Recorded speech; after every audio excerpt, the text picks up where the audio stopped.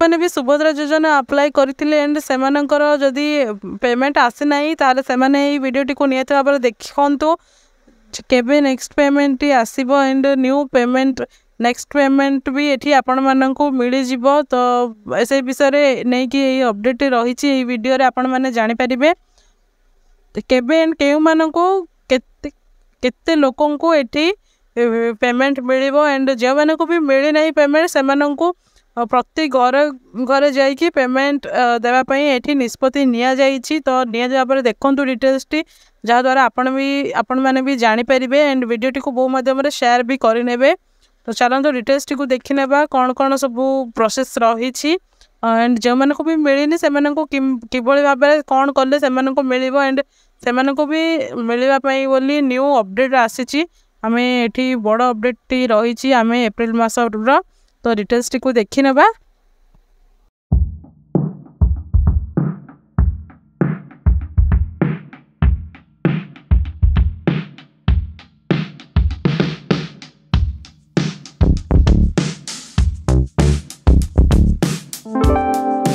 तो फ्रेंड्स नमस्कार जय जगन्नाथ आपण मानक आम यूट्यूब चैनल जॉइन टू जॉब रे बहुत बहुत स्वागत जनाऊँ। तो फ्रेंड्स आम आज सुभद्रा योजना कोड रे आसीथिबा 2025 एप्रिल मासर बहुत बड़ अपडेट आम ए जानापी जाऊँगी। जदि आपण मैंने आम चैनल को प्रथम थर कर आसते चैनल को सब्सक्राइब करने एंड पाखे बेल आइकन को ऑन रखिए जहाद्वारा आपण मैंने भाव में न्यू न्यू अपडेट सब पाइपर।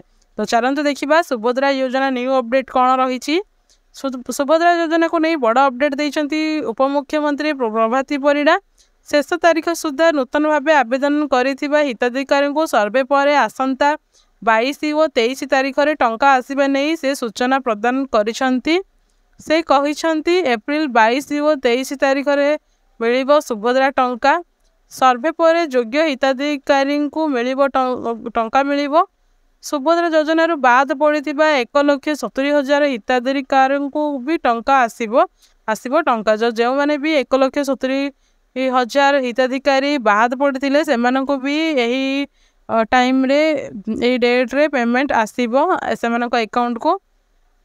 सूचना योग्य सुभद्रा योजना 1,56,877 महिला प्रथम किस्ती पाई से द्वितीय किस्ती पाई 98,82,92,092 जन महिला प्रथम किस्ती सरकार 5,032,93,85,000 टंका हिताधिकारी अकाउंट को पठे। द्वितीय किस्ती 4,941,04,60,000 टंका पठे।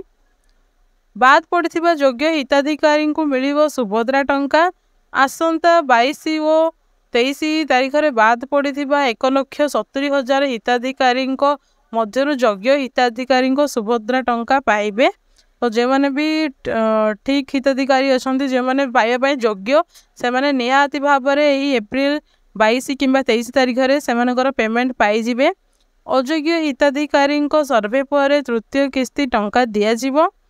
तृतीय किस्ती पर जो मानकर बयस 21 वर्ष होइथिबे से माने पुणी सुभद्रा खोलिबो। तो न्यू पोर्टाल भी आरंभ हो डायरेक्ट अप्लाई करें एबे बंद रही।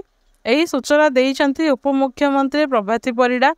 रविवार सुधा 1,70,000 नया आवेदन आसी भितर जो माने योग्य से माने सुभद्रा टंका पाइबे।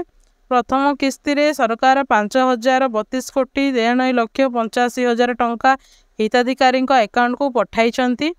जो हिताधिकारी माने पूर्वर विभिन्न कारण सुभद्रा योजना वंचित होते से प्राथमिक योग्यता जांच करा जाइछि।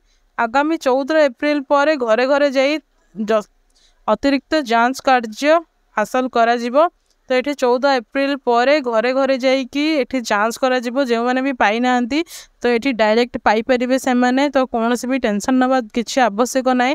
जो मैंने भी सब पेमेंट पाई नांती से माने एप्रिल 14 पर से पेमेंट एठी पाई जिबे। जेहेतु घर घर बुलिकी से माने जांच करेंगे क्यों को मिली क्यों को मिलनी सबकि डिटेल्स जानिबे।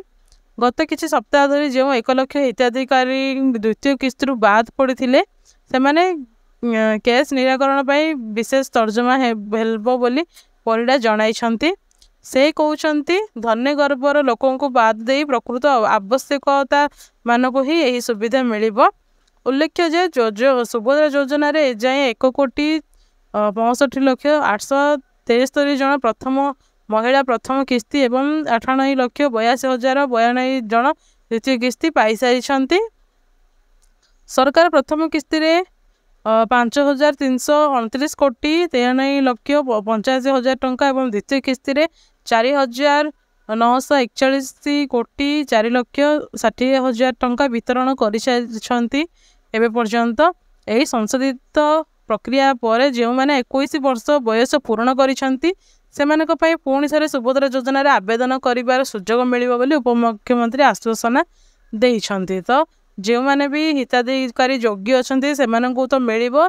जो मैंने भी नेक्स्ट 21 वर्ष से होबाकू जाऊँगी से भी एथिरे सामिल हो पारे से भी अप्लाई करेंगे से पोर्टाल टी ओपन हो पुणी थे तो से भी अप्लाई करेंगे। एंड जो मैंने भी अप्लाई करते एंड से पेमेंट मिलनी तो से भी ये घर घर बुली से तर्जमा करेंगे तो से भी ये मिल जाबार संभावना बहुत रही। तो यही भाव में न्यू अपडेट आसी एप्रिल 23, 22 और 23 तारीख में टंका आसीज ये तृतीय किस्ती पलि आसो। तो यह थिला न्यू अपडेट टी। जदि वीडियोटी भल लगुए ताहले शेयर करनी जहाद्वारा समस्त अपडेट जानीपारे। पुणी थे आम यही भाव में न्यू अपडेट पुणी देखा से पर्यंत रोज नमस्कार। जय हिंद।